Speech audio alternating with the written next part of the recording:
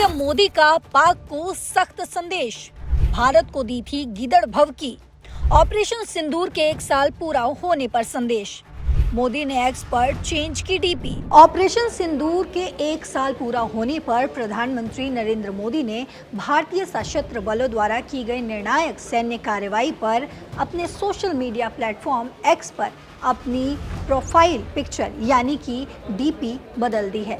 प्रधानमंत्री की नई डिस्प्ले पिक्चर में भारतीय तिरंगे के साथ ऑपरेशन सिंदूर का आधिकारिक लोगो दिखाया गया है और इसके साथ ही उन्होंने अपने सोशल मीडिया प्लेटफॉर्म एक्स पर पोस्ट करते हुए लिखा है कि ऑपरेशन सिंदूर में भारत को मिली असाधारण विजय हमारे वीर सैनिकों के अद्भुत पराक्रम और देशभक्ति की प्रेरक मिसाल है। उनके साहस, दृढ़ संकल्प और कर्तव्य निष्ठा पर हर देशवासी को गर्व है।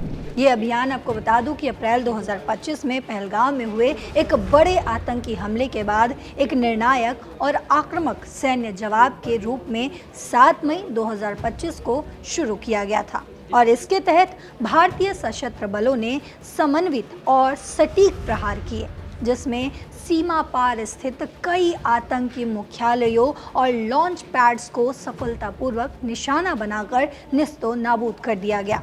ऑपरेशन सिंदूर के दौरान भारतीय सेना और वायुसेना की सटीकता और साथ ही आक्रामकता अभूतपूर्व थी। इस ऑपरेशन की शुरुआत 6 और 7 मई की रात को हुई थी, जब भारतीय वायुसेना ने महज 23 मिनट के भीतर पाकिस्तान और पीओके में 9 आतंकी ठिकानों को मलबे में तब्दील कर दिया, जिसमें लगभग 100 आतंकी मारे गए थे। और इसके जवाब में 8 मई को पाकिस्तान ने गुजरात से लेकर कच्छ तक 1000 ड्रोन्स से हमला करने की कोशिश की थी। वहीं भारत ने ऑपरेशन सिंदूर के 1 साल पूरा होने पर अपनी अजेय सैन्य शक्ति और भविष्य की रक्षा रणनीतियों का नया खाका भी पेश किया है।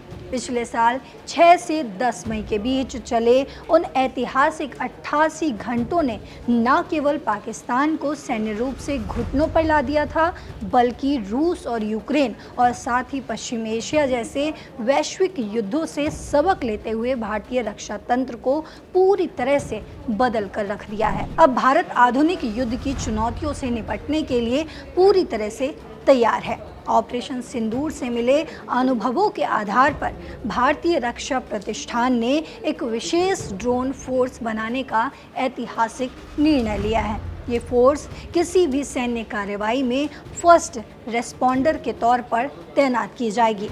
एकीकृत रक्षा मुख्यालय के अनुसार आपको जानकारी दे दूं कि इस आधुनिक फोर्स के लिए वर्तमान में 50,000 सैन्य कर्मियों को प्रशिक्षित किया जा रहा है और अगले 3 सालों में 15 नए सेंटर ऑफ एक्सीलेंस स्थापित किए जाएंगे। इन केंद्रों में सिम्युलेटर और वर्चुअल रियलिटी के जरिए रियल टाइम युद्ध का अभ्यास भी कराया जाएगा। इस तंत्र को वायुसेना के इंटीग्रेटेड एयर कमांड और सेना के आकाश तीर सिस्टम का कवच मिलेगा। इस बल का विस्तार करते हुए भविष्य में बीएसएफ और आईटीबीपी जैसे सुरक्षा बलों को भी इससे जोड़ा जाएगा। सेना की योजना है कि प्रत्येक कोर में 8000 ड्रोन्स शामिल किए जाएं और युद्ध के मैदान में हर फौजी के पास अपना व्यक्तिगत ड्रोन हो। इस 1 साल में भारत ने खुद को रक्षा उत्पादन में अभूतपूर्व रूप से मजबूत किया है।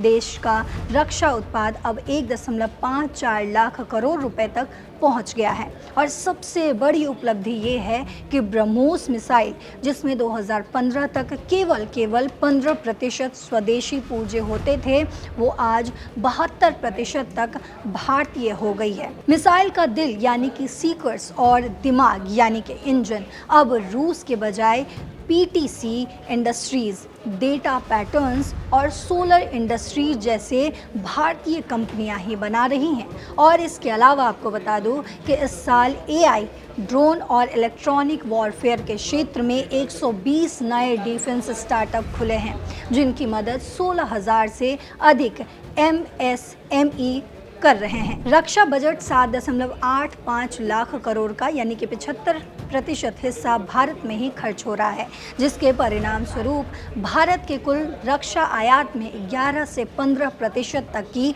भारी गिरावट आई है। रक्षा विशेषज्ञों का मानना है कि भविष्य के युद्ध केवल जमीन या हवा तक सीमित नहीं होंगे, बल्कि ये अंतरिक्ष से समुद्र तक मल्टी डोमेन होंगे। इसमें कम्युनिकेशन अब एक चेन की तरह नहीं बल्कि एक वेब की तरह काम करेगा। वहीं विशेषज्ञों के अनुसार आपको बता दूं, अगली बार भारत का सामना ऐसे ड्रोन से हो सकता है जिन्हें जाम करना बहुत ही मुश्किल होगा। ये आधुनिक ड्रोन बिना जीपीएस इलेक्ट्रॉनिकल होमिंग के जरिए काम करेंगे और इतना ही नहीं, झुंड यानी कि स्वार्म में हमला करने में सक्षम होंगे। इन चुनौतियों से निपटने के लिए भारत अपने एंटी ड्रोन क्षमता का दायरा बढ़ा रहा है और अपने कम्युनिकेशन सिस्टम को भी इलेक्ट्रॉनिक और साइबर वॉरफेयर के खिलाफ मजबूती प्रदान कर रहा है। और इतना ही नहीं, ऑपरेशन सिंदूर के दौरान भारतीय वायुसेना और भारतीय सेना की सटीकता और आक्रामकता अभूतपूर्व थी, ये किसी से नहीं छुपी। तो लगातार ऑपरेशन सिंदूर के दौरान हो रहे इस प्रहार से घबराकर 10 मई को दोपहर पाकिस्तान के डीजीएमओ ने भारतीय समकक्ष को फोन कर युद्ध रोकने की गुहार लगाई थी, जिसके बाद शाम को भारत ने बिना किसी तीसरे देश की मध्यस्थता के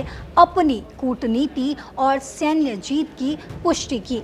तो आपको बता दूं कि आज एक बार फिर प्रधानमंत्री नरेंद्र मोदी ने अपने ट्विटर पर ऑपरेशन सिंदूर की तस्वीर लगाई है और इससे ये पाकिस्तान के लिए एक बड़ा संदेश माना जा रहा है, क्योंकि पिछले दिनों हमने देखा था कि किस तरीके से इशाक डार ने एक बार फिर से भारत को गीदड़ भवकी देने की कोशिश की थी। लेकिन इस संदेश के बाद शायद इशाक डार और पाकिस्तान की अकल ठिकाने लग जाए। Operation Sindoor was not an and, it was just the beginning. और यहां पर जन कवि दुष्यंत कुमार त्यागी की एक मौलिक रचना का प्रभावशाली अंश मैं आपके सामने रखना चाहता हूं। सिर्फ हंगामा खड़ा करना मेरा मकसद नहीं,